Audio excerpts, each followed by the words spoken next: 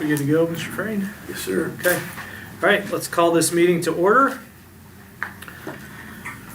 First item on the agenda is the approval of the minutes from the previous meeting on May the 18th.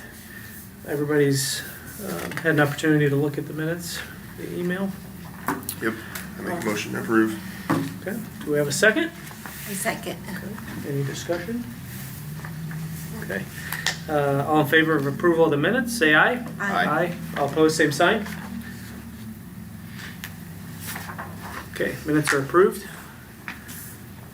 Mr. Wagner, what's on your list? So, I think we need to take public comment on resolution number 2026-4. This is the resolution basically completing the process of adding those additional areas to the TIF district, not in the tax generation capacity, but in the availability, I think the allocation area, that's what we call it, where they're eligible. I do believe it does include, the last time there was some discussion, I think we had to amend it to include Digger's area. That will be added though into the tax generation side of things later on. But for right now, it captures the Third Road area, part of Alexander Street, Diggers. I think that's everything, but Keith, am I wrong? Am I missing somebody on this? Yeah, I think that's the primary area is the Third Road, with getting that started, but everything else, we're using the opportunity to just add a few other things in there, So if someone would make a motion to open the public hearing to take public comment, and then we'll see where it goes from there. Okay. Do we have a motion to open for public comment on the amended TIF district to include the Third Road area? Is that correct? Is that worded correctly? Yeah, we're just on resolution 2026-4. On 2026-4 RDC. Do we have a motion to open it up for public comment? I'll make a motion. Okay, do we have a second? I'll second. Okay. The floor is open for public comment on resolution number 2026-4 for the amendment of the TIF area.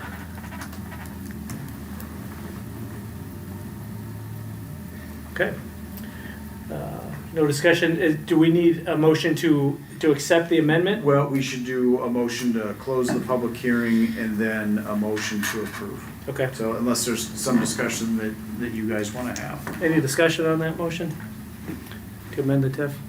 I make a motion to close the public hearing. Okay. Do we have a second? A second. Okay, public hearing is, all in favor of closing the public discussion on resolution number 2026-4, say aye. Aye. Aye, all opposed, same sign. Okay, that motion passes. And do we have a motion to accept resolution number 2026-4, RDC as proposed? I make a motion to Okay. approve. Do we have a second? Yep. I'll second. Any further discussion on that? Okay, all in favor, say aye. Aye. Aye. All opposed, same sign. Okay. I did send you the draft operation agreement for the Bremen Village shops. Technically, you are not a party to that, though. I do think the council will take your input. I think I pointed out one of the things was what data you wanted on the business incubation end of things. I think Bremen Community Cares is going to be a fine partner on that sort of thing. I don't think it's a matter of them needing to play any cards close to the chest, but if you have any input on that, feel free to shoot me an email. I'm hoping we can have it up for approval at the meeting a week from today with the town council. I do have one other thing. I think I left it there for Mr. Stiles already. That is, I'd ask you to approve the quitclaim deed back to the town for that site, the 125 East Plymouth Street. So, and that is again necessary for the structure that we have for the Greenwood Village shops. Yep. And as I understand it, that's necessary too because of the RDC's inability to, We're really not supposed to be leasing things. yeah, to be a So, landlord, essentially, yeah, understood, okay. And did we do the whole property, or did we retain the parking lot? We or- did not split it. Okay, so we just left it as one whole parcel back to the. Yeah, and I think the understanding is before they do anything, they really need to come back to you and talk about it. Yeah. But if that site was going to be anything else, say a decade from now, I imagine it might be better to have it switch back to the RDC if there's gonna be some development in the future. So basically, at this point, we're just kind of moving it back and forth based on what the use is gonna be. Okay. All right, do we have a motion to accept the quitclaim deed of the 111 South Center Street property? No, 125 East Plymouth Street.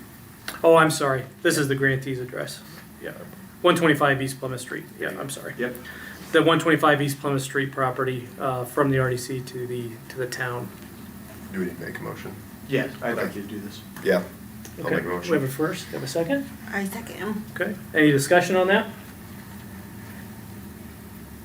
Okay, all in favor, say aye. Aye. Aye, all opposed, same sign. Okay. Okay, motion Um, passes. Just as an update, still waiting on some other things to come back. When those reports are ready, we'll set an executive session. I don't know if we need to, I don't think we have enough people here to probably set that tonight, because there's obviously board members missing, but also some of the other people. We will have some more to do. Early July is always the worst time to try to schedule stuff, but something before that next meeting on the third Monday in July, we'll need some other type of meeting, an executive session at least. Okay. So, and that's all I have. Okay, fair enough. Clerk Treasurer, I emailed you guys reports earlier of the check disbursement report and the fund report. If you have any questions about any of those checks that have gone out, you should, when you're looking at some of the things back to ourselves, those are just for the reimbursement for the different things for the shed project. And if you have any more questions about anything with that, I can give you detailed notes. Matt Van Soest's been great communicating with Keith and I as things have been done and getting them approved, and we've gotten them out in a timely manner, so. Yep. That's all I have. great. Very good. We don't need a motion to accept the report, No. correct? Yeah. Okay. All right, on to public comments. Dr. Raymore, would you like to go first? Thank you. First of all, I want to extend a sincere thank you for helping us with the daycare door project. I have an update for you in addition to the picture that we emailed. Mike Chakowski came in right after school ended and put that thing in really quickly. We passed a fire inspection, so we are good to move forward and have kids in that space, so we're really grateful for that. We are actively enrolling. We have a class and a half of 4-year-olds enrolled. We have a class of 3-year-olds enrolled, and we have a few 2-year-olds enrolled and room for some more. We've also been able to make space for new hires and their kids, so really excited about that project, and again, thank you for your support with that. So I have some friends with me today, Ms. Pittman, Mr. Unsicker, and Mr. Chad Berger. He was actually a teacher of mine as well, so it's really special to have him here. So the request that we're asking for your support with today involves the Ag Department, and it's a cross-curricular opportunity, which Mr. Berger will go into, but it's a greenhouse. So about a year ago, Mr. Berger approached me and said, I've had 2 superintendents promise me a greenhouse and it hasn't happened. Can you be the one? So this is my pitch. He has done some research into kits and talked to other programs and schools, and typically the kits cost $47 per square foot. We have a new industrial technology teacher in who has extensive shop experience who could actually involve kids in the building of the greenhouse. And we also would have a concrete cost of $7.92 per square foot. So what Mr. Berger has found is that the recommended square footage per pupil working in a greenhouse is 60 square feet. So the one that we'd like to purchase is 24 feet by 48 feet. The cost for the kit is $54,000. It's about $9,000 just over that for the concrete, totaling $63,000. I'm not asking for total funding if you don't think that's realistic. If it is, great. We're also going to pursue other grant funding. So we're also going to need to provide our own water source and electric source. So Mr. Unsicker will be working on that. But yeah, I'd like to bring up Mr. Berger to share what he could do with this space, as he already runs a very successful ag program, and this only enhances that. Thank you. So to give you a little bit of history, when I first started at Bremen in the fall of '96, the school actually did have a greenhouse that the Lehman family had donated some money for, and we used it for years. And then during our reconstruction project, when we added on the science wing, our large group room and some of that, unfortunately that greenhouse had to be dismantled. And because of the type and style that it wasn't cost effective to try to move it or rebuild it anywhere else in the school, because it was one of those situations, once you take it apart, there was really no putting it back together. So the original designs by the architect actually did call for another greenhouse on the side of the ag department, currently where my classroom sits. And that's been a number of years ago, but due to cost overruns in the budget, they had to cut it. And it's probably one of those things, and although I was disappointed at the time, it might have been for the best, because the way that would have been constructed and added to the facility was not going to be a very functional space, because it was going to be kind of shoehorned in an area where you couldn't grow it much or do much with it. And one of the things about a structure like this, it all depends about location, getting ventilation, airflow, sunlight, and by adding it onto my room, it was just not going to be a workable thing. The best solution would be to just put a freestanding structure out there. So after that got cut originally, I knew it would probably take some time before we could investigate some things to try to raise the funds to put another one together. You know, a lot of schools do have greenhouses. It's something that I think could be a very beneficial addition to the ag department, not just the ag department, but to cross curricular with our FACS department. You heard Dr. Amore mention our IT, construction classes and things, which I'll come back to that in a minute. Not to mention FACS, and even we have, the 8th grade science teachers are also interested in it. So there's more than just me that can use it. We can reach a lot of students with it. So a couple of things have kind of driven me with this a little bit, because I also teach a lot of the horticulture landscaping classes and try to do quite a bit of that. Retail costs of plants have just skyrocketed the last several years, and a lot of schools put the greenhouses in not only for those classes, but they also do retail plant sales out of them, and that's one of the ways that they help self-sustain and provide their own funding source. So as I was telling Dr. Amore, it would take a little bit of time to do this, but there are other schools in our area that they do like fall mum sales, some other spring plant sales, and they're able to sustain their own ag departments with the funds generated by then, and then the school no longer has to provide the money to those entities to function or survive. Now, that takes a couple years to get to that point, obviously, but just to give you another idea on some cross-curricular things, like I said, with our FACS department, we could grow some things that could be used in the nutrition and wellness classes. Some schools have done some sustainability projects where they've raised some fruits and vegetables in them for their own school cafeterias to help offset some of those costs and provide some fresh crops and fruits and vegetables. So, the beauty of having a greenhouse is you can grow stuff year round, which makes that very nice to help with that.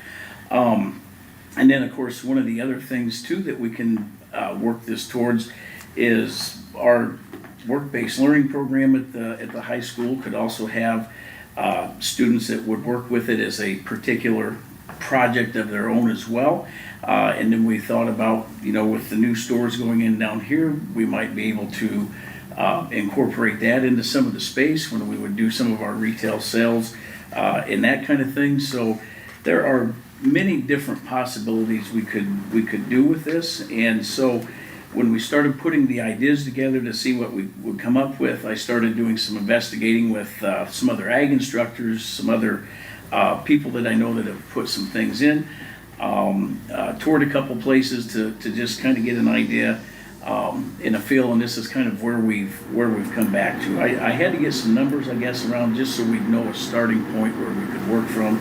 But one of the things that probably is going to allow us to do the most with this at this level is a lot of schools will probably just hire a contractor to come in and put the whole thing together. But the way that this company manufactures their greenhouses, they come as kits, and it's something that between both of my ag mechanics classes and our construction classes, we could put this thing together. A good friend of mine who's the assistant director of the Mishawaka Parks Department, they built their first one about 4 years ago with the same company.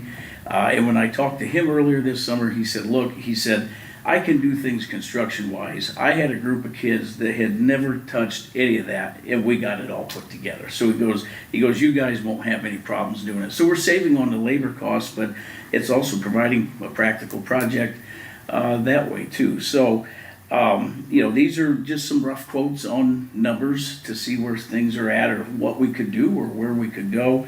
And like I said, I've been talking with Jeff Unsicker because there would be some other costs involved with the school to get electric, water, and that kind of stuff to it. But in kind of a nutshell, that's kind of what we're looking for. Like I said, it's a self-sustaining thing that could help the students on into the future and have a very good thing with that, I believe. So, and I'd be happy to answer any questions you have about something like that. Well, you've done your research, that's for sure. Yeah, and in the packet you can see the mock-ups of exactly what it looks like and the different sizes and what all it comes with. So this is a hard surface greenhouse, not a soft?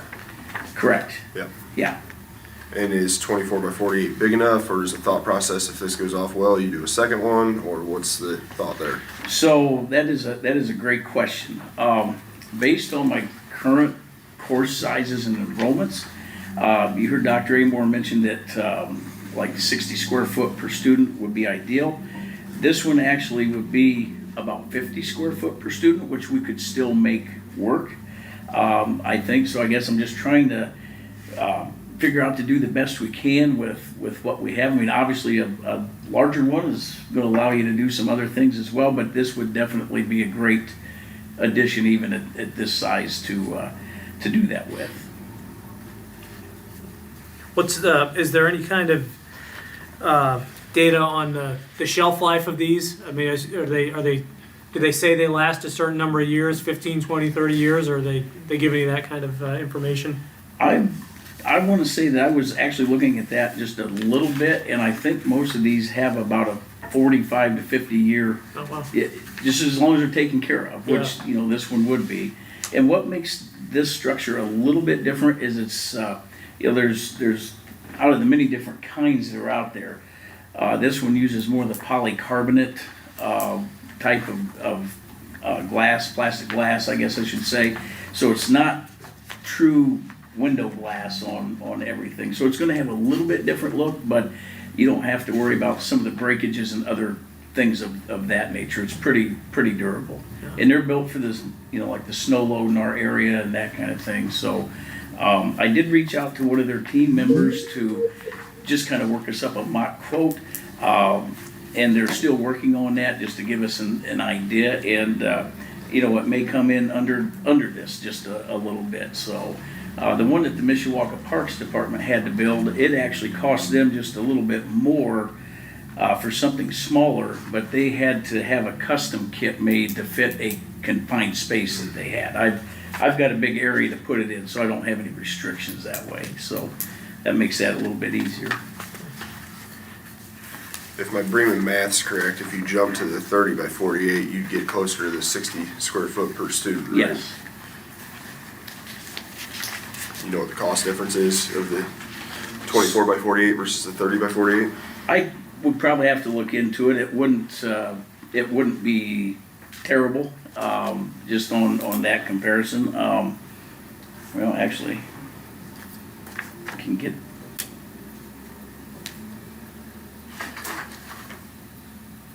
Let me do one thing, I can actually add you.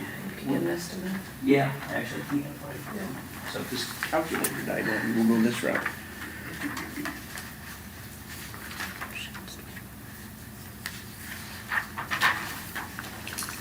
Well, that's actually more than I thought it would be. To jump up to that size, probably be about an additional 13,000, so it's a little more than I thought it would be to add that in there. But that would be 6 extra.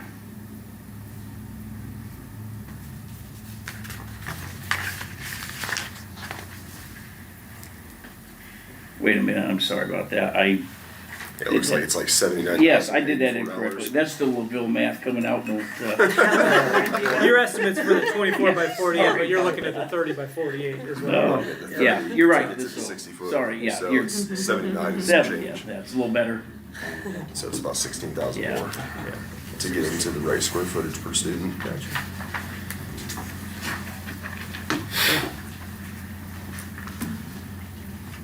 Yeah, so that's a little better number. Yeah, for exact purposes, it's $79,084.80. Plus some additional concrete, I assume. That's the concrete included Oh, that's concrete at included. the 792 a square foot. Oh.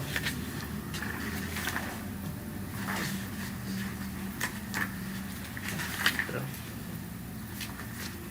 Very good. Do you have I the guess space? the- Do you have the space for the 30 by 48? Yes. With where it's at? Yeah, I know, Jeff, that would fit there. That would fit there at 30 by, yeah. Should. School doesn't have to follow setback rules. Huh? School doesn't have to follow setback rules on the street. You know, I've never had to deal with that question before. I'm gonna have to look that up. And, Okay. and one of the things I could check with the company, if it's a little cheaper to add the footage, square footage into the length instead Yeah. of the width. Yeah. So that might be, and I'm going to guess it probably would be. I think I ran into that same issue when I built a pole barn about 4 years ago. Yeah. It was cheaper to go a little longer than wider. Yeah. Yes, Didn't I have to would make the agree. trust. But, yeah, and then these come with all the ventilation, all the benches, basically the only thing you have to buy, it's not included, is the sink. So everything else comes with the full kit. Can we ask, do we have the capacity to fund this if it's, we're not committed, otherwise committed to where we couldn't stand behind a, Yeah. I mean, it looks like we can, but, Yeah. I was looking at the funding report. yeah, it looks like we can, but I thought I'd check. Well, I mean, you always have to think, there's gonna be money going out the door for the Stock Street project. Correct. Sure. For some other real estate, matters maybe later on this year that are undetermined yet. The Third Road project, there's actually a lot committed. I would say that this amount isn't prohibitive.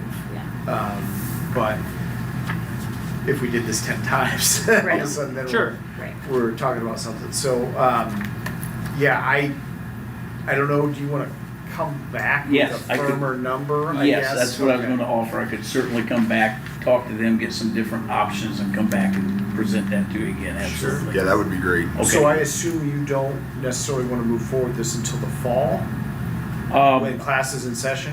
So, yeah, that's probably a question Jeff and I need to Okay. talk about too, just because getting the concrete laid and starting that process. And I can get a little more information from the company, like how far out they are as far as delivery and, yeah, that kind of thing. So I can certainly come back and provide some more of that information at your next meeting or however you'd like to do that.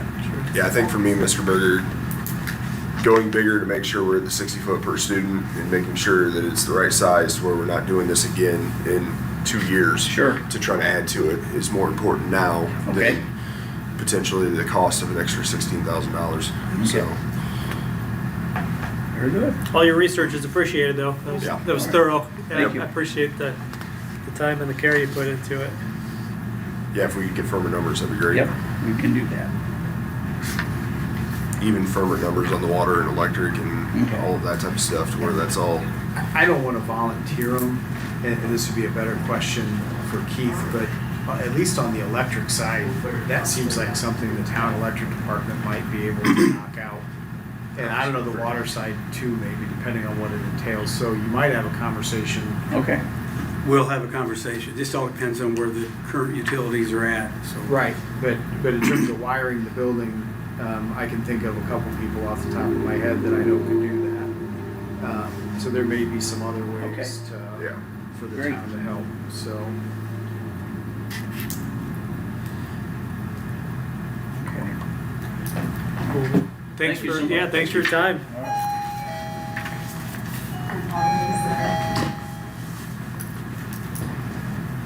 All right. Next on the agenda is 1 Marshall County with updates and information. It's Not Kevin, it's not Is me. that- Kevin Dante was going to be here Oh, from Colburn.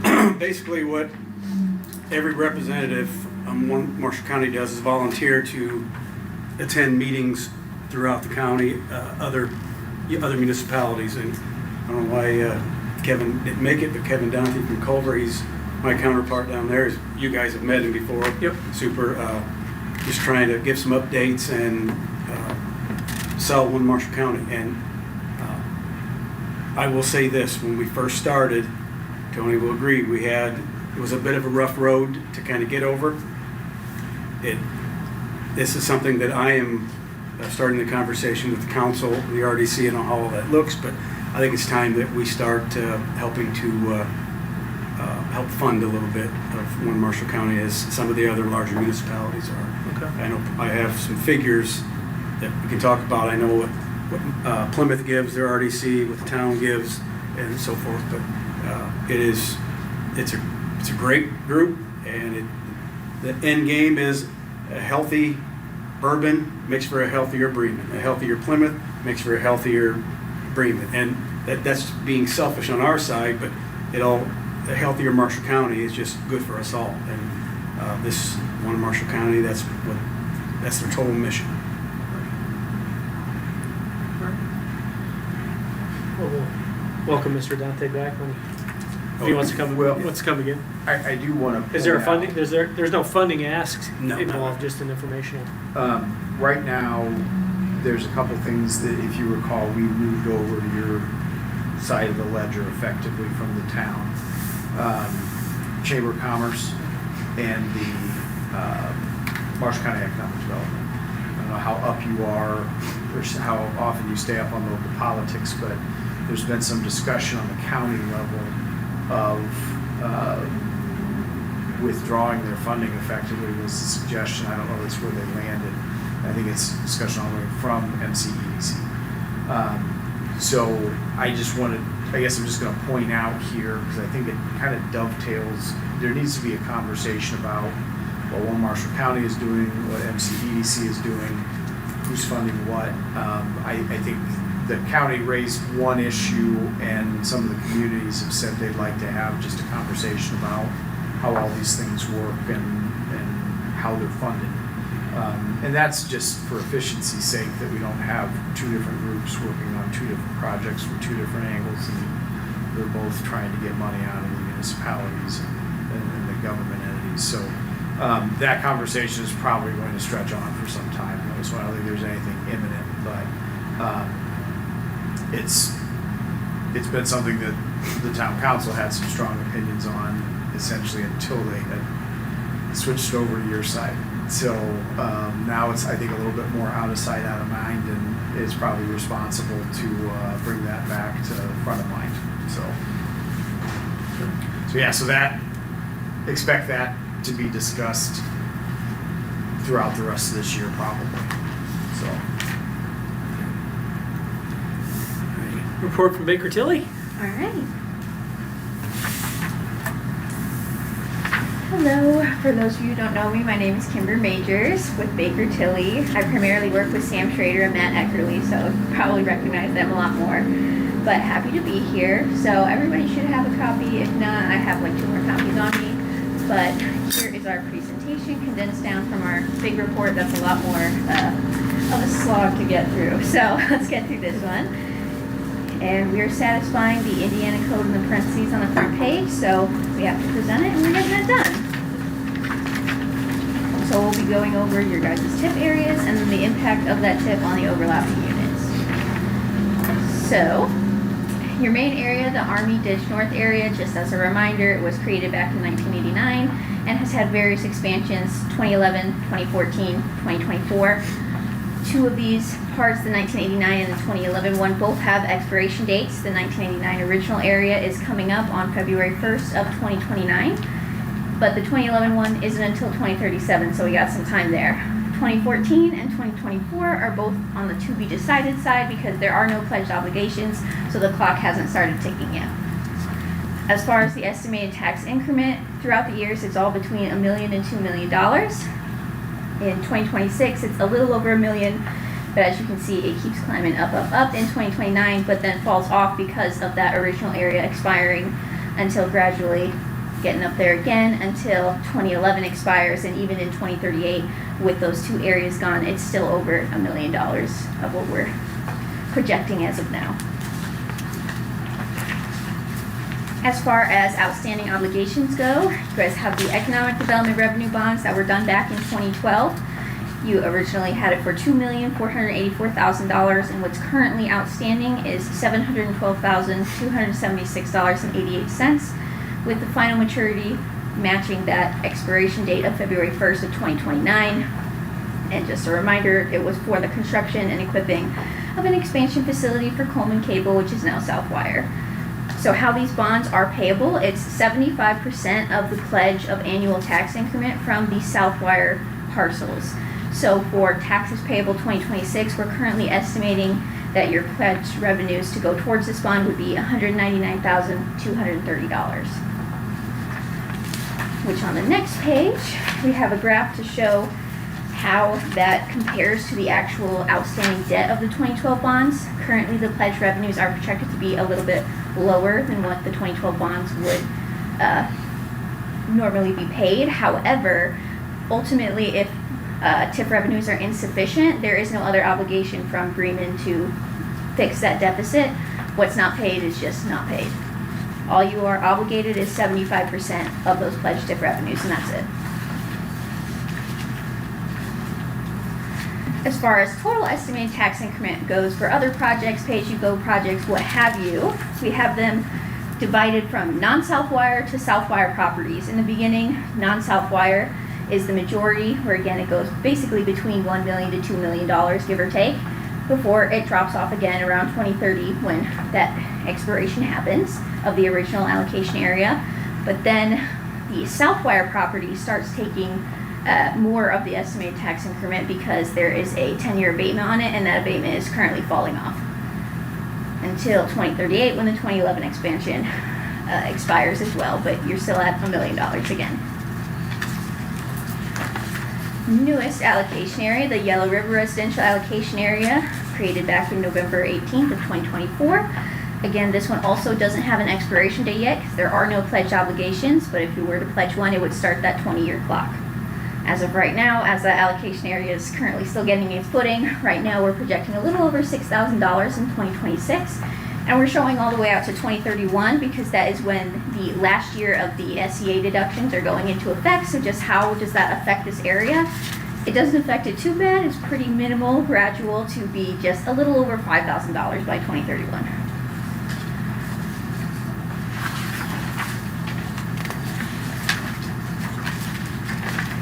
As far as impacts go, so what makes up the Bremen Town Tax and District rate? That includes Marshall County, German Township, obviously Bremen, Bremen Public School Corporation, Bremen Library, and the Marshall County Solid Waste Management are all what makes up your Bremen Town Tax and District rate. How does impacted TIF affect these overlapping units? Just as a refresher, if the increased assessed value from the new development wouldn't have occurred because the TIF incentive just wouldn't have allowed it to happen, then there is nothing to be lost because it wouldn't have happened either way.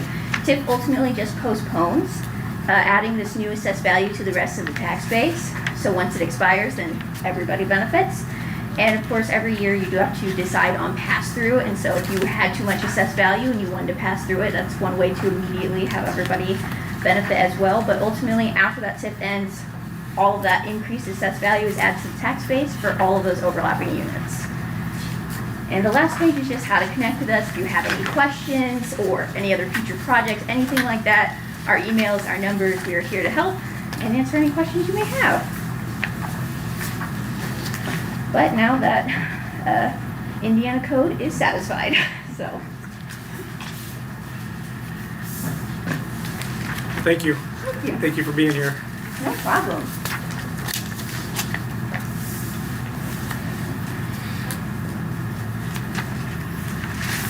Okay, Mr. Frame, do you have anything? I don't have anything. Okay. Okay, we're at the end of the agenda. Do we have a motion to adjourn? I make a motion. Okay, do we have a second? A second. Okay, all in favor, say aye. Aye. Aye. All opposed, same sign. Okay, we're adjourned. Thank you, everybody. Thanks for being here.